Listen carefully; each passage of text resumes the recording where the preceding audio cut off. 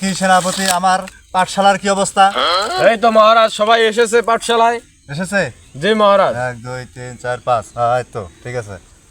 আচ্ছা, খবর পড়া হয়েছে? না মহারাজ, আমার পড়া হয়নি মহারাজ। কি ব্যাপার, পড়া হয় নাই কেন? মহারাজ পড়া হবে কোথা থেকে মহারাজ? গতকালকে তো কারেন্ট ছিল না। তাই নাকি? এই তোমার পড়া হয়েছে? আমার তো মহারাজ পড়বার চাই, কিন্তু পড়া পড়তে ভালো লাগে, আবার মাঝে মাঝে একটা ঘটনা হয়ে গেছে মহারাজ। কি ঘটনা? ঘটনাটা হইতেছে, পড়তে যাইতেছিলাম, ওই সময় আমার এক বন্ধু আসলো।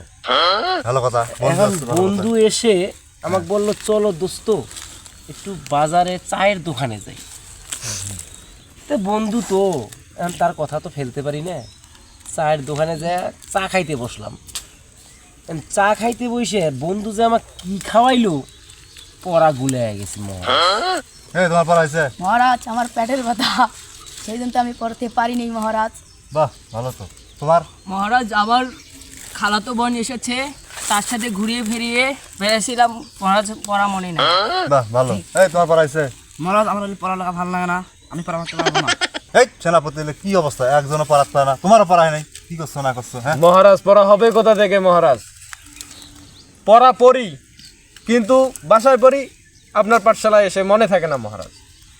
খাতায় লিখছি, আজকে বলে খাতা দিব, কিন্তু মনে নেই, মানে খাতা আনতে মনে নেই। কি হবে মহারাজ?